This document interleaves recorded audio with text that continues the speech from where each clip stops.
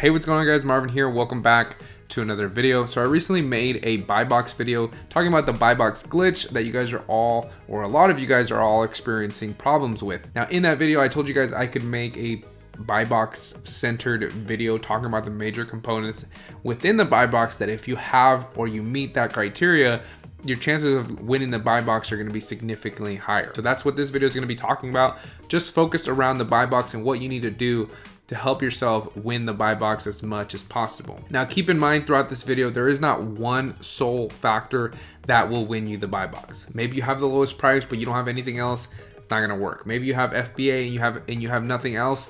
You're not gonna win the buy box, okay? So it's not one factor that's gonna help you win the majority of the buy box. You need to have multiple different factors in your favor to help you win as much buy box share as possible.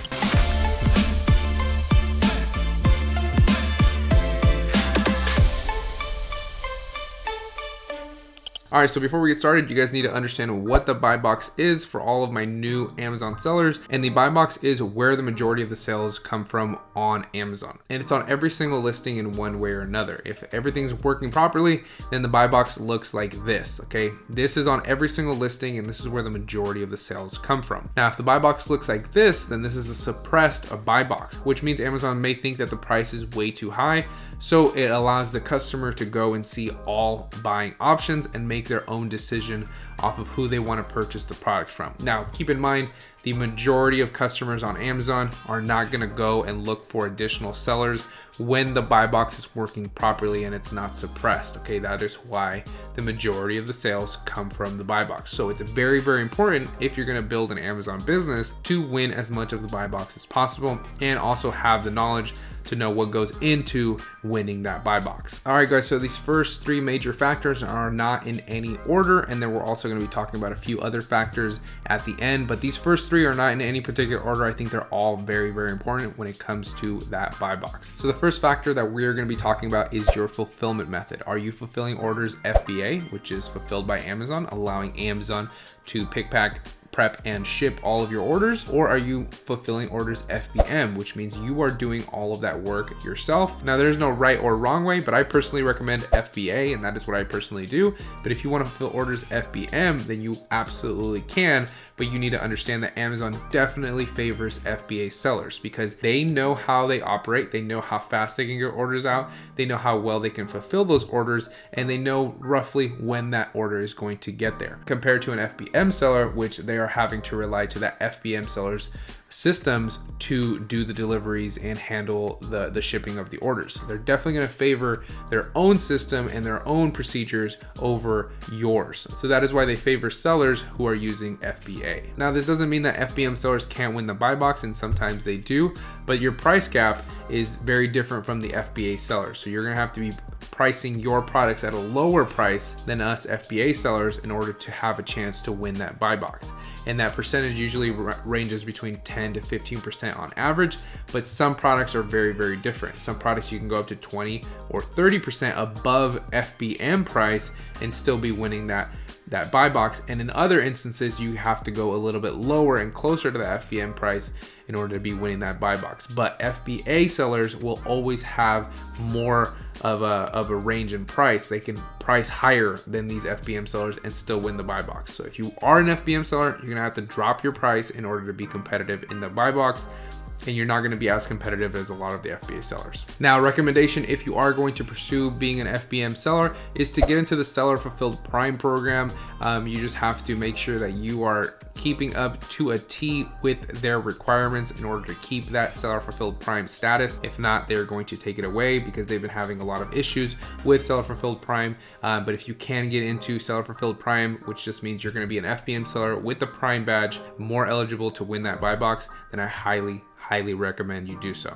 Now, the second factor is going to be landed price, not just price overall. Obviously, we're going to be competitive with our pricing of our products, and we're going to try to match that lower end product price, but landed price is very, very important. Okay. Now, this is the case because Amazon has customers spread all over the world, right? And specifically, if we're talking about the US, they're spread all over the country. So if, let's say I have the lowest price here in California and somebody's selling it for more, but they're in Texas, right? They're selling it for a little bit more, but they're in Texas, and the customer is also in Texas.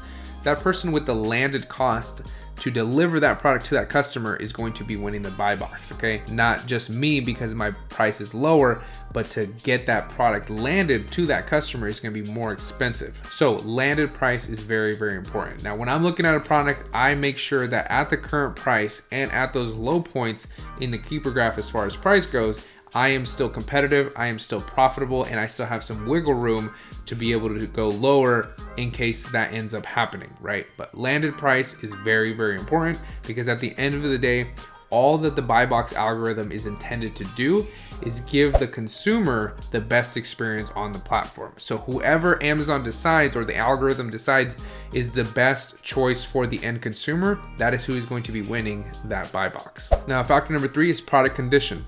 Selling new is king. If you're selling new, you're going to be making many more sales than if you're selling used. You still make some sales selling used, and depending on the product, you'll make more sales selling used compared to some of the other listings. But if you sell new, your sales are going to be substantially higher than if you would be selling new. So definitely sell new products. If you have the opportunity to sell some used products, you can.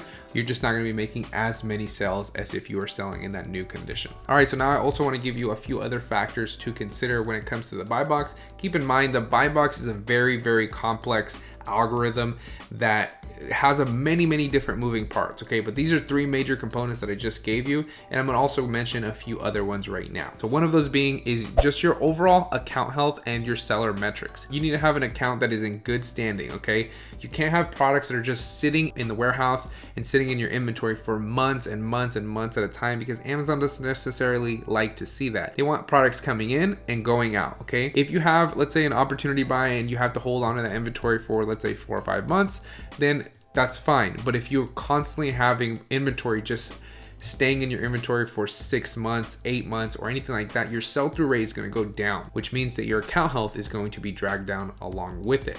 Now, with that being said, you also want to have great seller metrics, buying products that sell, selling fast, not holding on to a ton of inventory, having good customer feedback. If customers message you, messaging them back as well, and keeping up with your overall account health all the time. Now, you also want to consider feedback rating. We've talked about feedback rating in the last buy box video. The feedback rating is still important. It's not the most important and it's not the only factor to consider, but it's still an important factor when it comes to the buy box. Now, you want to keep that feedback rating as high as possible. So anytime you guys get any negative reviews, if they're eligible for removal, then you 100% want to take advantage of that. If it's a blatant, very clear eligible for removal, sometimes Amazon will take it off automatically, but a lot of times they don't. So if you see that and you think it's eligible for a removal, you definitely want to take advantage of that, because especially if you're brand new and you're getting hit with these negative seller feedbacks, that's not going to look good on your overall account health, and it's not going to look good within your seller metrics, which is going to hinder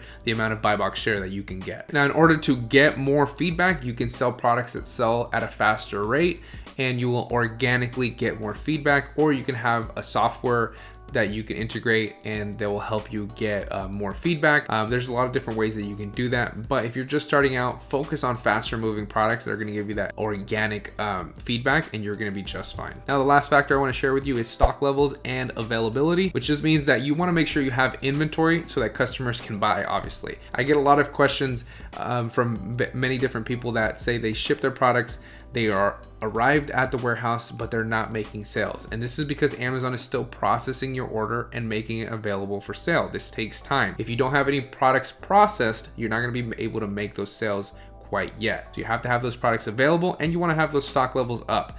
Now, don't overcommit to a product until you have tested it. If you have any sort of worries about a product, maybe you've never sold it before, or you look at the data tab on the keeper graph and it shows that one seller is getting the majority of the buy box share, do a test order, okay? Do a test order before you just send in a ton of inventory to have those stock levels really high, and then you get stuck with all of that inventory because of this new buy box change that we have been seeing. If you have no idea what I'm talking about, then just watch the last video, which I'll put a card up right here, and I'll link it at the very end of this video, where I talk about the new buy box changes and how to really evaluate the data and how Keepa can help you still win the buy box. All right, guys, but if you guys understand and you make sure you are always meeting these major components of the buy box, and you couple that with the last video that I made and you use those techniques as well, you're going to be winning a lot more more buy box share. So hopefully you guys found this video helpful. If you guys did, please like the video. It really helps the channel grow and I really appreciate it. It's all I ask for. I put a lot of effort into these videos and I just ask you for one little click. Turn that like button blue and subscribe, turn post notifications on if you guys can do so as well, so you guys don't miss any of these future videos. And I will see you guys in that next one.